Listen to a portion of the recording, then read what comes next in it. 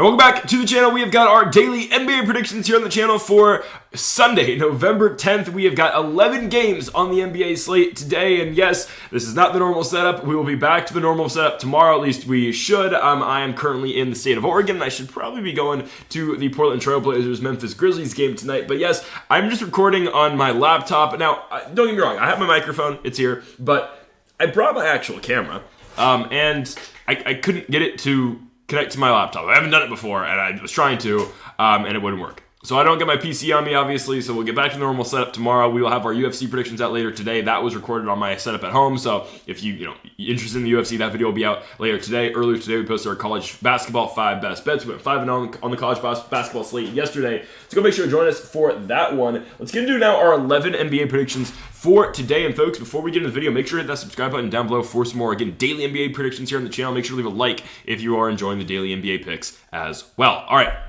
Let's get into the first of these 11 games. We start things off here in Detroit, Michigan. We have got the Detroit Pistons hosting the Houston Rockets. Now, two teams that I kind of picked against a lot this season, so again, we're hard-pressed to pick one here. I'm going to take Houston on the road.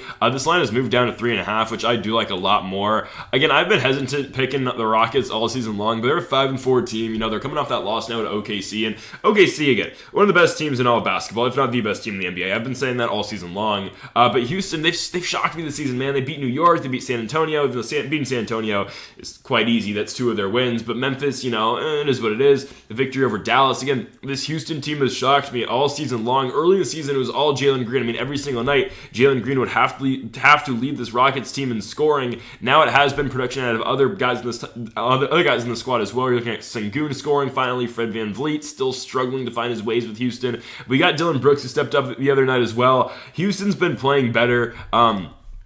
For the Pistons, they're 4-6, and they're just a weird team, man. I feel like every time I pick against the Pistons, they lose, or they win. And every time I pick the Pistons, they lose. It's really weird. I picked them to win the Charlotte game, I believe, on the road. They lost, and then I picked them to lose to the Hawks, and they just beat Atlanta by 1 point. So, both of the Pistons' last 2 games have been decided by 1 point. I definitely picked against them in the Nets game last Sunday. I picked against them when I picked the Lakers to beat them in Detroit. They're just a really weird team to pick, man. I said at the beginning of the season, this team's a lot better, obviously. Cade Cunningham is going to do most of the work for this Pistons team, but he's got some, he's got Jaden Ivey, he's got Tobias Harris, he's got Tim Hardaway, he's got Malik Beasley. They gave him some veterans around him, and Detroit's a better team this season. However, we are going to be taking the Rockets to cover the 3.5 points. I'm going to take the 3.5 instead of the 4 now. I think, again, the Rockets have been playing good basketball. They have shocked me a lot this season, but I think Sengun dominates down low against Jalen Duren. I think he actually will, and I'd expect Jalen Green, who hasn't had a monster night in a while, since at least, that win over Dallas on Halloween. I feel like Jalen Green is due for a big night. I think he's going to get it. Again, if we continue to see good production out of Fred VanVleet as well, that's going to help. Obviously, VanVleet in that win over the Spurs had 21, 7, and 10. I think the Rockets are on the right track. Again, losing to OKC, there's no shame in that. The Thunder are the best team in the NBA. So give me the Rockets to cover the 4.5 points, and they will win the game outright as well in Michigan. Next up, we go on to Milwaukee. We've got the Bucks taking on the Boston Celtics. I don't know why Milwaukee is just a 4.5 point dog. They should be like an 8.5 point underdog to the Celtics. I get the game is in Milwaukee, but we've said it time in and time out this season, no Chris Middleton, no consistent winning. And I get it, Jaylen Brown's not playing for the Celtics. I really don't care. I think, again, Jason Tatum has established himself as a premier scorer in the NBA this season, if he hasn't already. But truly, every night, except for one so far for Boston, Jason Tatum has led this team in scoring. Other than their first win against Milwaukee, where Jaylen Brown had 30 points, Tatum's led their team in points every single night, and he is likely going to lead them in points again tonight with no Jaylen Brown on the court. And that's fine. Again, Jason Tatum has been killing it all season long. Boston might be one of the most complete teams in all of basketball. Hell, you're looking at the Celtics, looking at the Cleveland Cavaliers, who are still undefeated, and then you're also looking, of course, at the Oklahoma City Thunder, and maybe even the Golden State Warriors. Obviously, the Warriors own a victory over the Boston Celtics as the best teams in the game. Boston, of course, lost to Golden State on Wednesday, but came back, won their overtime game against the Brooklyn Nets, who are a sneaky good team who they catch everybody off guard, and we can never cover the spread picking against the Brooklyn Nets, and I need to keep doing that, obviously. We picked the Nets to cover against Boston, but then we took the Cavs to cover against the Nets, and that didn't really go our way. Again, I'd expect a big night out of Jason Tatum. The Bucks, are they getting back on the right track? I don't know. They beat Utah, which they're supposed to beat Utah. They're god-awful. They beat Philly in the opener, and Philly's been horrible this season, and that was without, of course, Joel Embiid and Paul George. they've just lost to the Knicks. Giannis is doing press backstage, and I don't know who he was talking to off camera, but he told somebody, if you don't want to be here, you don't have to be here. And again, it's the struggle that the Bucks have faced all season long. No production outside of Giannis and Damian Lillard. Giannis averaging 30, Dame averaging 27.5. Then you got Bobby Portis at 12 points a game, Brook Lopez at 9, AJ Green with 7. It's not going to cut it. They need to find offensive production somewhere else. And before Chris Middleton comes back, it's not going to be Taurean Prince. It's not going to be Gary Trent, but somebody has to step up on this team. Maybe we do see an extended role out of AJ Green off the bench, who's only averaging 14 minutes a game, but is averaging 7 points a game in 8 of them played. I get some of those are in garbage time, but still, give me the Bucks to not cover, though, against Boston. I think the Celtics are the better team. I get Jaylen Brown's not playing. I ultimately don't care. Until Milwaukee figures it out, we're not consistently picking this Bucks team. Give me Boston to go on the road and cover the 4.5 points and to win the game outright as well. Going on to our next one, we go to the Gainbridge Fieldhouse. We've got the Indiana Pacers hosting the New York Knicks, and we're going with Indiana. So these two teams have played earlier on in the season. We did take the Pacers in the first game. They lost. That was in Madison Square Garden, October 25th. Since then, the Pacers have been off and on. They haven't seen the success that they saw last season. Again, I get it's early, and really this team didn't start to break out until the in-season tournament last year, where Tyrese Halliburton fully established himself as a premier player in the NBA. Obviously, that game against Boston, I was there, crazy. But Indiana gets New York in this one. Again, we are still waiting for a Tyrese Halliburton. We are still waiting on a crazy Tyrese Halliburton offensive performance. He's averaging 15 points a game in 35 minutes. Sure, the assist numbers are there. 8 assists a game. It's just, I don't know. I get Tyrese has been dealing with injuries. That's why he didn't play the second half of the Team USA stint.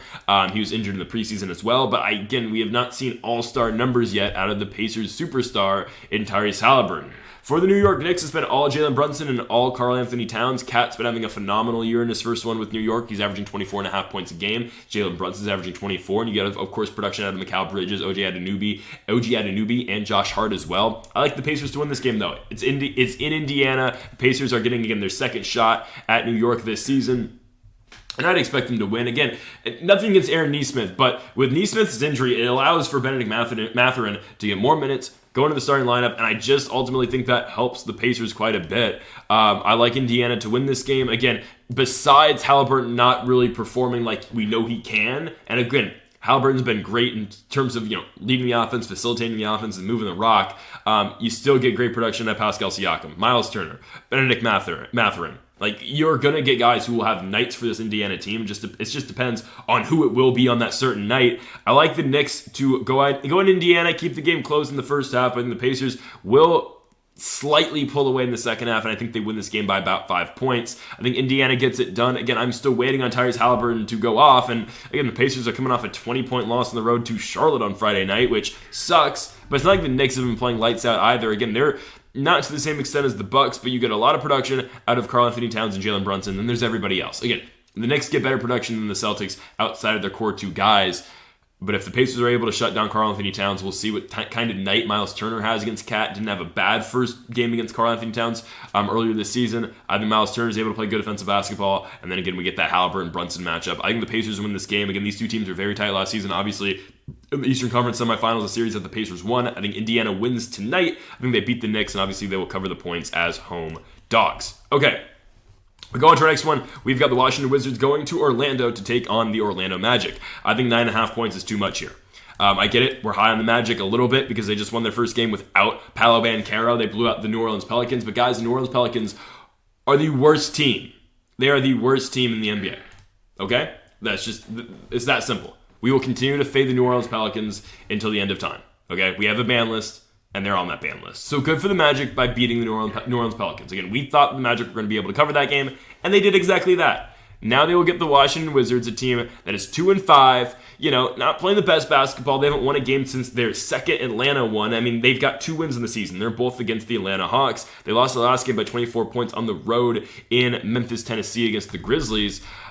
It's kind of tough sledding for the Washington Wizards. You get Jordan Poole, you get Bilal Coulibaly. I believe it was Kayshawn George who had a huge game in their last one for the Wizards, who plays a lot, just doesn't really score all that much. Again, I think the Magic, They blew out the Pelicans in their last game. That's great. I think that's just the New Orleans Pelicans being horrible. And now Zion Williamson is going to be out for a little bit as well, which is going to continue to make it easier to pick against the New Orleans Pelicans. And I think the Magic have figured it out a little bit, how to deal without Banchero. Obviously, it's going to be Franz Wagner as the leading scorer. I mean, he's had 3 back-to-back nights with 22, 28, and 27 points. And I think that's where they're going to have to win.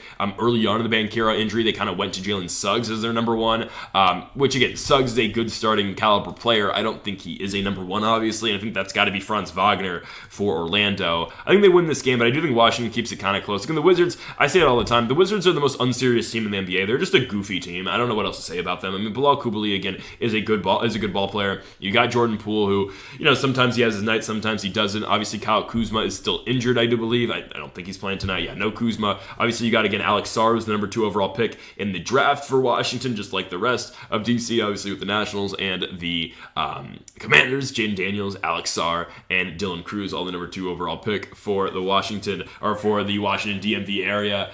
Give me the Magic to win this game, but I think Washington keeps it competitive. I'm waiting to see when Malcolm Brogdon comes back from injury, because I do think he helps this team out a lot as well. Give me Washington to cover. I just think 9.5 is too much. I get it. The Wizards just got blown out, and the Magic just blew another team out. But I don't think the Magic are able to consistently blow teams out without Paolo Banchero. So, again, they're a defensive-minded team as well. Give me Washington to cover the 9.5 points. But I do like the Magic to outright win the game. Next up, we move on to Philadelphia. We've got the Philadelphia 76ers taking on the Charlotte Hornets. Guys, we are picking against the 76ers.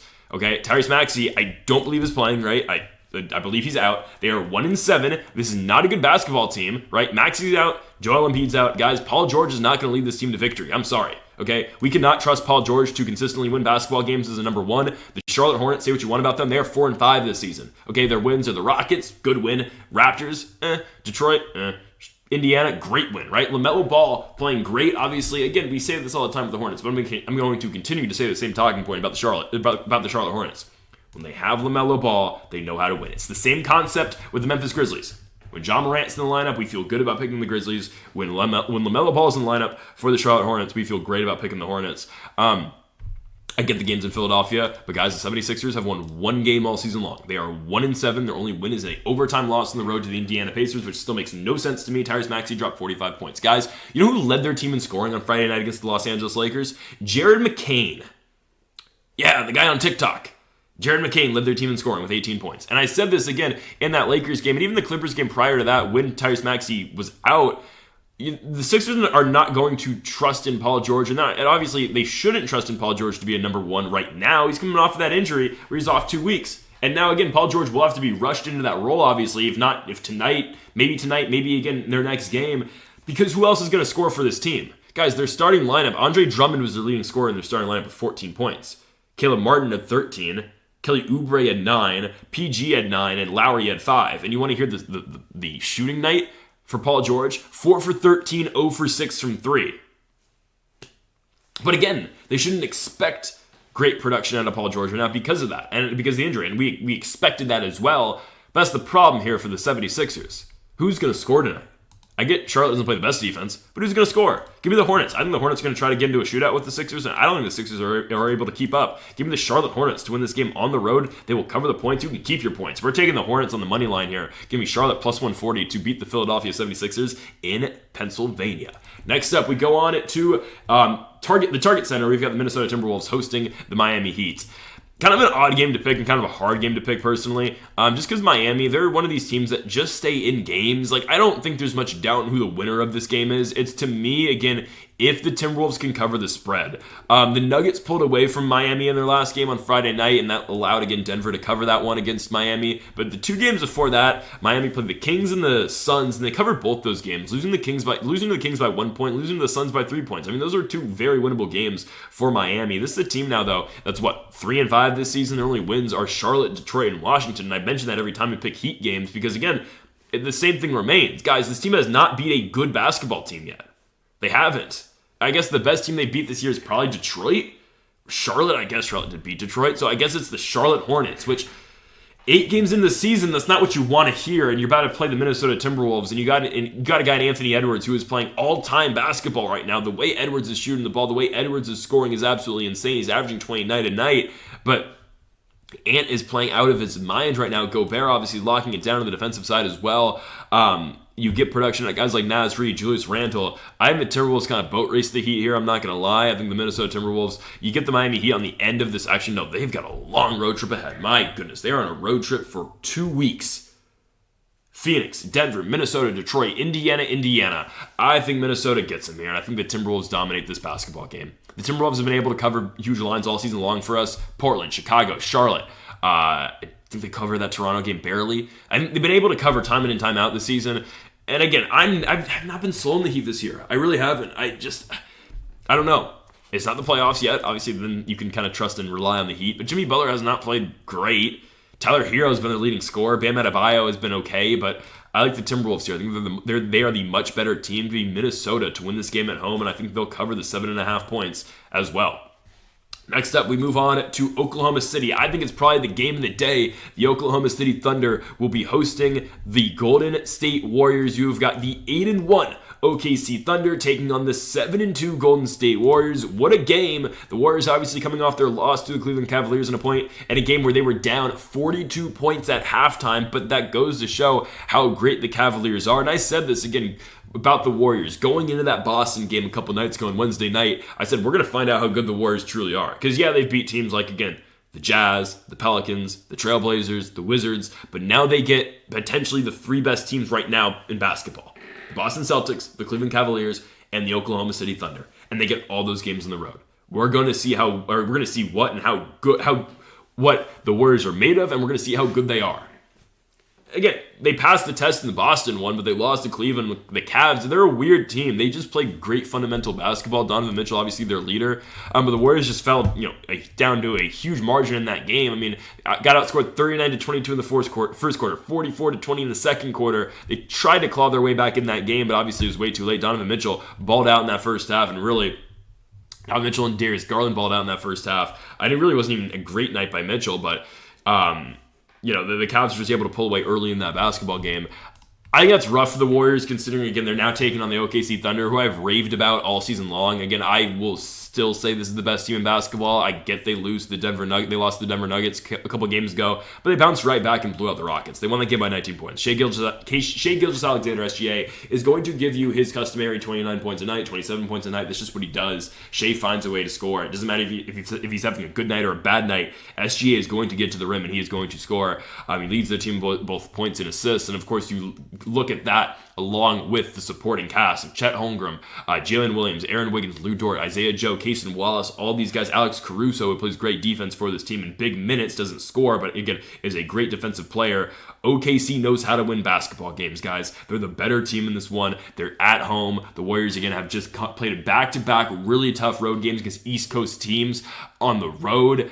Yeah, I like the Thunder to win this game. They're the best team in basketball for a reason. Give me OKC to win, and I think they kind of do to the Warriors like what the Cavaliers did to them. Maybe not as quickly, but I think they'll definitely pull away. Give me the Oklahoma City Thunder to cover the 7.5 points, and they will win the game outright as well. Next up, we move on to Denver. We've got the Denver Nuggets taking on the Dallas Mavericks. Might be kind of a weird pick here because the lines are so close. I think the line has closed since yesterday when I was looking at this. The Mavericks were 5.5 point dogs. I think they might now be 3.5 point dogs. If they are 3.5, I just wouldn't bet the spread at all because it's going to be extremely difficult. But if it is 5.5, and if you can 5.5, I don't mind the Mavericks in the spot. I think this game's going to come right down to the wire. The Nuggets have figured it out. Obviously, they were 3-3 to start the season. They've won 2-3 to start the season. They've won 4 straight. Utah, Toronto, OKC, Miami, and they've showed the capability of beating great teams as well. And Nikola Jokic, I mean, guys, I don't know, it's going to be really hard to deny this guy another MVP. I mean, the guy's averaging 29, 13, and 11 so far this season, and he's not getting great production elsewhere. Again, sure, Jamal Murray's been injured, but Michael Porter Jr. has been all right. Other than that, who has been scoring for this Denver Nuggets team? I don't know. Aaron Gordon's been hurt, right? Christian Brown sometimes picks it up. Russell Westbrook had his one big night against the Thunder where Russ scored 29 points. But again, we don't expect that consistently out of an aging Russell Westbrook. I think the Nuggets win this game, and I wouldn't touch the spread now with it being 3.5. Just because, I mean, again, Dallas plays good basketball. They lost by 1 point to Phoenix, who is, again, we talk about the best teams in the game. The Phoenix Suns are definitely one of them as well. And of course, you're going to get Luka Doncic every single night dropping 30 points. The Mavs, though, have been very off and on this season. They've only put back-to-back wins together once this year. again, we thought they could maybe get back-to-back victories against the Suns. We took the Suns in that game. I don't know. They're a very often on team. They don't look bad. It's just sometimes they just get outplayed by their opponents. And because, again, Luka's able to score, but they can't play defensively all that well sometimes in points. I mean, the Suns game, that was just KD knocking down big-time shots in big-time moments. It's not a rough loss for Dallas. They just played a very good basketball team in that one. I like the Nuggets to win the basketball game. Again, I think the way this team, the direction that the Nuggets are heading is just incredible right now. I understand the Aaron Gordon injury, but despite that, Denver's playing pretty well. Jokic is, balling like normal. He, leads their team in rebounds and assists every single night. And as long as they're just able to find some production elsewhere, whether it's, again, Jamal Murray being a number 2, whether it's Michael Porter Jr. knocking down all of the shots in the corner, or Christian Brown knocking down his shots when he's beyond the arc as well, I feel fine by picking the Nuggets every single night right now. They're turning into what we expect them to be, obviously. Again, at 2-3 at one point in the season, we're like, all right, are the Nuggets going to finally become the Nuggets? They are. Denver is back. Give me the Nuggets to beat the Dallas Mavericks. They will cover. I actually don't cover the spread.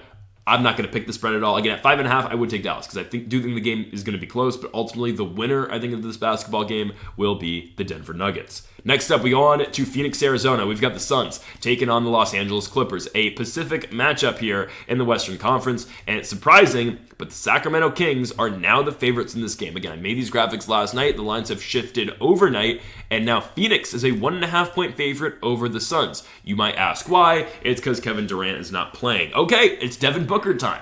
I'm fine. I am perfectly fine laying the juice and laying the plus money on Phoenix. I don't care the odds have shifted now with Kevin Durant being out. That's perfectly fine. Devin Booker's going to be able to pick up the slack, but you know who this game comes down to and who this game depends on? It's Bradley Beal. Bradley Beal has yet to have a huge night this season. It's time, dude. It's time to go back to being a number 2 in the NBA, or at least giving us production like you are a number 2 in the NBA. Obviously, Beal's brought in from Washington, expected to be a key piece of this team, and obviously he still is, but Beal has yet to have a big night this season. Bradley Beal is averaging, 15 points a game so far this year. Devin Booker's averaging 23, and again, him and KD are the 1 and 2 on the squad, and they're going to win basketball games. But the question is, can they win at home without Kevin Durant? I tend to think yes. Again, the game's in Phoenix. Sacramento's a good basketball team, don't get me wrong, but they're 5-4 this season. They lose games. Again, they just lost to the Clippers at home. De'Aaron Fox at 31 in the victory, and this team is, to a certain extent, still figuring out how to play with each other in terms of, again, DeMar DeRozan being on the team, who's going to handle the ball, or who's going to get, a certain amount of shots with De'Aaron Fox, with DeMar DeRozan, with Domantas Sabonis, with Keegan Murray, of course, in the corner as well, and Kevin Huerter, I guess, at points too. Again, Sacramento's a great team. I'm not denying that. I think this is one of the best teams in basketball. I think once the season is over and once we get into the playoffs, I do think Sacramento is going to be one of the teams we're looking at to potentially win the Western Conference. Right now, though, again, I don't really trust this team to figure things out against and again, they're not a bad basketball team, but I don't think they're going to be able to fully figure things out against one of the best teams in the NBA in the Phoenix Suns. I like the Suns a lot in this game. I know, again, Kevin Durant's not playing, but it gives an opportunity for Bradley Beal to finally showcase something. Nurkic has been great on the glass all season long. D-Book's been playing great at the 1 for this team too. I know it's been Tyus Jones at points, but I mean, again, it's either D-Book or Jones who's going to take the ball up court. I like Denver to win this game. Or sorry, it's like Phoenix. I like Phoenix to win this game. I think they beat the Sacramento Kings. They're underdogs now, so you get them at a better line. Again, no KD does hurt, but I still like Phoenix to win the game. Next up, we go to the Moda Center. We've got the Portland Trailblazers taking on the Memphis Grizzlies. I like Portland to win this game at home. I do.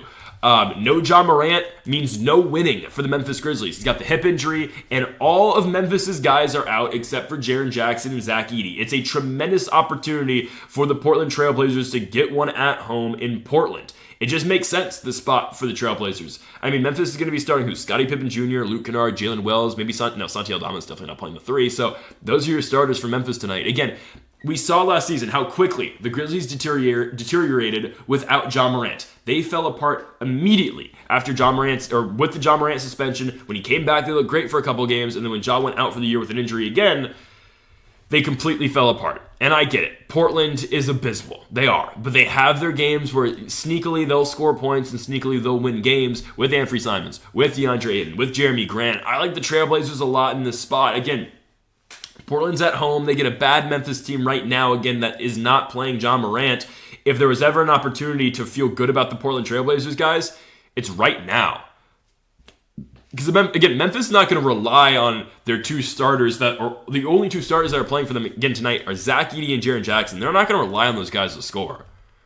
they're going to need to rely on some of these bench guys to pick it up. We're looking at Pippen, Kennard. I don't feel great about the Grizzlies doing that. Again, the Trailblazers have not been playing great basketball this season, but I still think they win. Give me Portland to win as home dogs. Love the value on the Trailblazers. Give me Portland to win the game at plus 105. As we go on to the nightcap at the Crypto.com arena, we have got the Los Angeles Lakers taking on the Toronto Raptors. The Lakers should absolutely dominate this basketball game. This should look very similar to the Philadelphia 76ers game. That's how I see this one playing out. Now, again, Toronto, they're kind of dependent on their injuries. Scotty Barnes still out for an extended period of time. Jacoby Walter's been dealing with the injury all season long, but no Scotty Barnes means no victories for the Toronto Raptors, all right? And now they're taking on a Lakers team, and I say it every video, Anthony Davis is the best player in the NBA.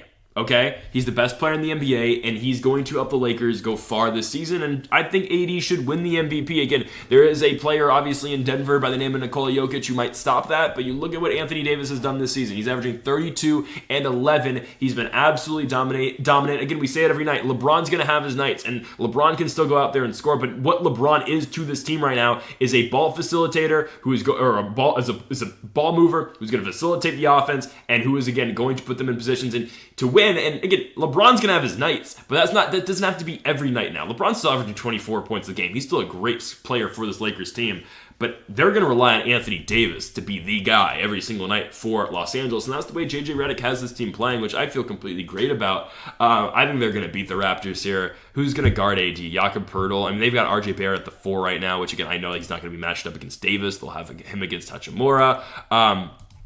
The Lakers should absolutely dominate this game without Scotty Barnes on the court. Again, the Lakers did play Toronto last year in Los Angeles without Scotty Barnes, and they kept it really competitive. But those are the Darvin Ham Lakers. I'm willing to say that's a different era and just a different team. I mean, they look like a different team. I know, again, the Lakers still have their games where they, play like the Lakers, but I do like LA to win this one. Again, I think no Scotty Barnes means no victory for the Raptors, and I don't even think this game's close without Scotty Barnes. I think this is a national blowout association type game. Give me the Lakers to win this one. Obviously, they're minus 750 favorites, the biggest one on the slate today. But we're taking the points as well. Give me the Lakers to cover the 10.5 points at home against the Toronto Raptors. It's been a long road trip for Toronto as well. I think the Lakers will get the job done at home by covering the spread. So, folks, thank y'all for watching our November 10th NBA predictions here daily, of course, on the channel. Make sure to hit that subscribe button down below for more daily predictions, and make sure to leave a like if you did enjoy the video. Make sure to comment if you do disagree with any of the picks, folks. Thank y'all for watching, and Mamba forever.